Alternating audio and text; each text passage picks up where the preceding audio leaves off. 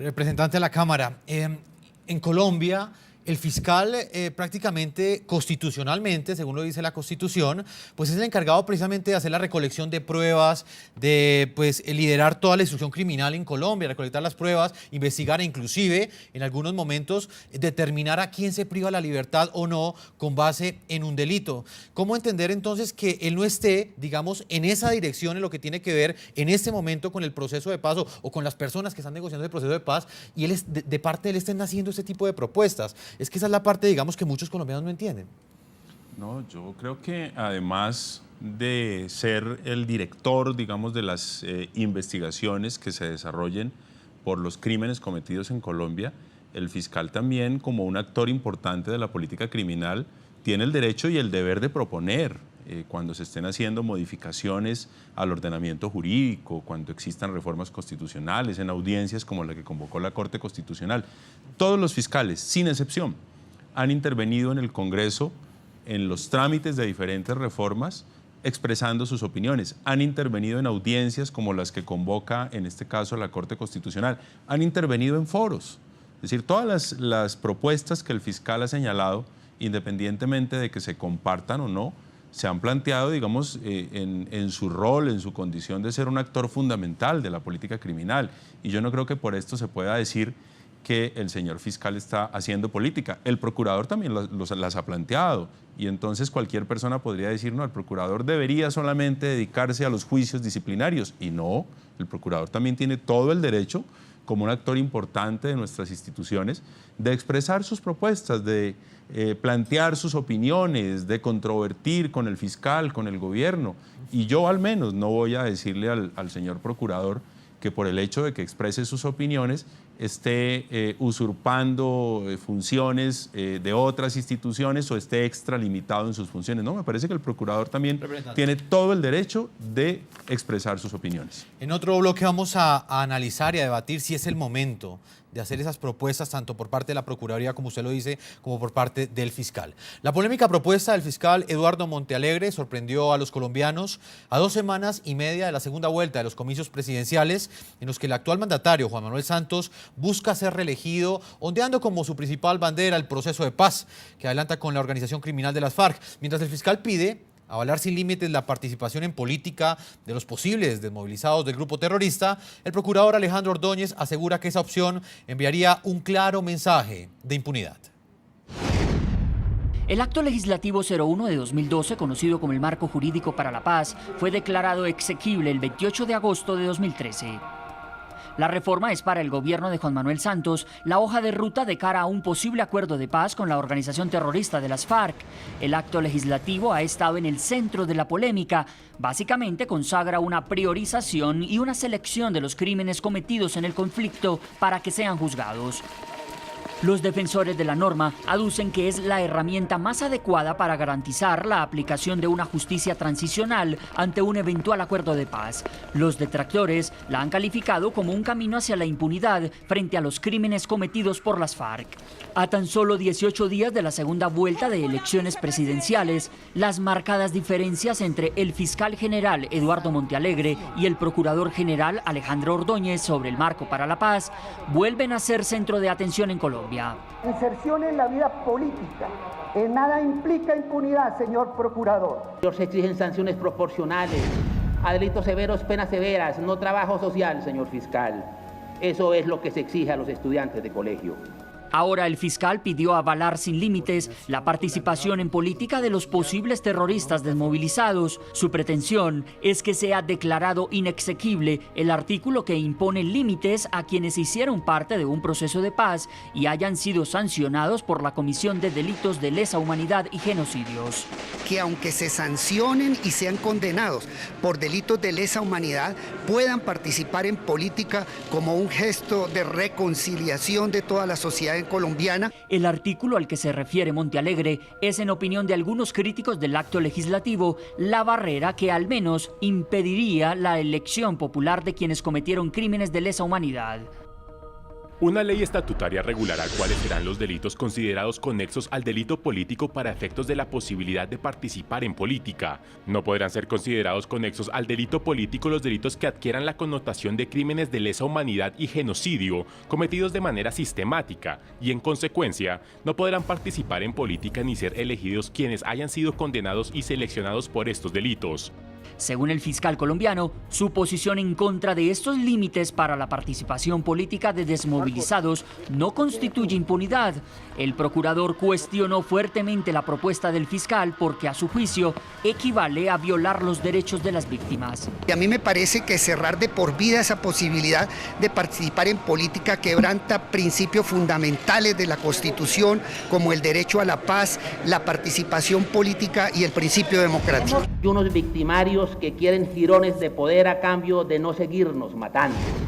No olvidemos que uno de los mayores combustibles de la guerra paramilitar fue la impunidad del proceso de paz de 1986.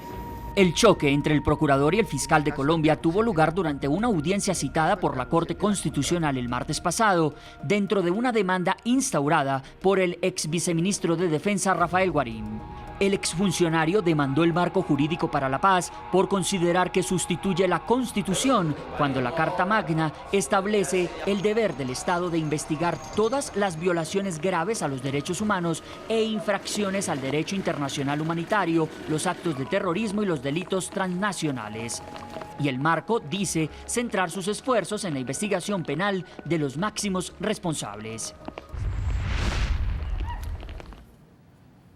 Continuamos en el programa de la noche. Senadora Paloma Valencia, veíamos este informe que acabamos de presentarle a nuestros televidentes y discutíamos pues, con el representante Guillermo Rivera si pues, era el momento o no era el momento. Ya analizamos por qué pues, lo está haciendo el fiscal y lo estamos debatiendo con ustedes, pero ¿usted cree que es el momento adecuado para que el fiscal haga este tipo, pues que no son solo propuestas, es pedirle a la Corte Constitucional que declare inexequible un artículo de una reforma constitucional que ya fue aprobada por el Congreso? Aquí este es un debate que me parece tiene la mayor importancia para los colombianos, porque es que la paz no es un papel que se firma, es una construcción de un proceso de entendimientos de las diferentes fuerzas de la nación. Y yo lo que veo es que aquí ha habido un intento del gobierno nacional de decir que ellos son los únicos dueños de la paz y que además todo el que no presente críticas sobre el proceso de La Habana es enemigo de la paz. Y eso es muy grave porque eso está generando imposibilidades de llegar a consensos, imposibilidades de que la sociedad colombiana pueda participar en el debate de una cosa que nos compromete a todos, y es qué tipo de negociación se va a tener con los narcoterroristas. Que el fiscal general esté interviniendo en política a 2 semanas de elecciones presidenciales me parece absolutamente deplorable y triste, pero sobre todo me parece que está planteando un tema muy de fondo frente a las víctimas de Colombia, porque es que este gobierno les dice que es que les van a reparar, cosa que ni siquiera han hecho, porque al ritmo que van, según la Procuraduría, se gastarían como 600 años en terminar de repararlas, sino que les están diciendo que tienen que renunciar al derecho a la justicia. Y yo creo que lo primero que la sociedad colombiana tiene que entender es que la justicia es la antítesis de la venganza. Cuando se aplica justicia, las sociedades pueden perdonar. Cuando se aplica justicia, las sociedades pueden sanarse. Pero cuando realmente uno llega a las situaciones de impunidad, las condiciones de perdón, de reparación, se vuelven imposibles. Entonces, aquí hay unos temas muy de fondo. Yo creo que en el tema central de si los colombianos queremos la paz, todos la queremos. La pregunta es, ¿cómo se va a negociar con las FARC? ¿Cómo se negocia para que eso no sea un incentivo para el crimen en el futuro? ¿Cómo se negocia para que los otros grupos al margen de la ley no sigan delinquiendo? Para que no digan, nosotros vamos a seguir delinquiendo 50 años para que después en 50 años nos dejen hacer política y nos perdonen todo. Hay que tener mucho cuidado, tener conciencia de qué es lo que estamos negociando y lo que eso puede costarle a la sociedad colombiana en el futuro. A mí no me gusta que el fiscal se exceda, porque, doctor Rivera, el procurador es Ministerio Público, no solamente autoridad disciplinaria, y como Ministerio Público tienen que encarnar los derechos de las víctimas. Uno esperaría tener un fiscal preocupado por la posibilidad de que efectivamente esas víctimas puedan conocer la justicia y esos procesos superen los problemas que hubo en Justicia y Paz, de juzgamiento, de confesiones, que se supere todo eso y lleguemos a un proceso mejor. Pero no simplemente decir que como no fuimos capaces de aplicar la ley de justicia y paz, entonces impunidad para todos. Representante de la Cámara, ¿cuál es su opinión? ¿Cree que el fiscal está preocupado más por el futuro político de estos eventuales desmovilizados o por la justicia que muchas víctimas de este conflicto, de esta amenaza terrorista en los últimos años, pues están exigiendo? La verdad, a mí me parece que se está haciendo aquí una tormenta en un vaso de agua. Lo que ocurrió fue una audiencia por cuenta de una demanda que presentó un ciudadano de una reforma constitucional. A ella acudieron autoridades que legítimamente pueden ir a expresar en esa audiencia sus posiciones. La expresó el procurador legítimamente, la expresó el fiscal legítimamente, el presidente del Congreso legítimamente, y creo que eso no puede servir para decir que el fiscal está interviniendo en política, para nada. Me parece que tiene todo el derecho de expresar sus opiniones. Ahora, me sorprende es que al uribismo de repente sí le empezaron a interesar las víctimas. El doctor Oscar Iván Zuluaga, hoy candidato del Centro Democrático, en el año 2009 le envió una carta al Congreso pidiendo archivar la ley de víctimas y el Congreso la archivó. Y además, el marco jurídico para la paz, que es el que está en debate en la Corte Constitucional por cuenta de esa demanda que presentó el ex viceministro Guarín, lo que plantea en su texto desde el inicio hasta el final es que lo que se busca es la máxima satisfacción de los derechos de las víctimas. Y la Corte Constitucional examinó esa reforma constitucional, la declaró exequible, la contrastó no solamente con los principios de nuestra Constitución, sino además con los tratados internacionales suscritos por Colombia, bajo un concepto que se conoce como el control de convencionalidad que hace la Corte Constitucional. Luego, lo que se está haciendo es con los estándares constitucionales colombianos y también con los estándares internacionales. Representante, usted dice que es una tormenta en un vaso de agua, pero yo sí quisiera que precisáramos eso. ¿Hasta dónde puede ser una tormenta en un vaso de agua hacer un planteamiento en la dirección de que los responsables de crímenes de lesa humanidad pasen directamente al Congreso, cuando medianamente era la única sanción que estaba prácticamente garantizada dentro de ese marco legal para la paz que ustedes aprobaron? No, cuando yo me refiero a la tormenta en el vaso de agua es cuando se pretende decir que el fiscal, por expresar en una audiencia una opinión, esté haciendo política. Eso me parece que es inaceptable. El fiscal no está haciendo política.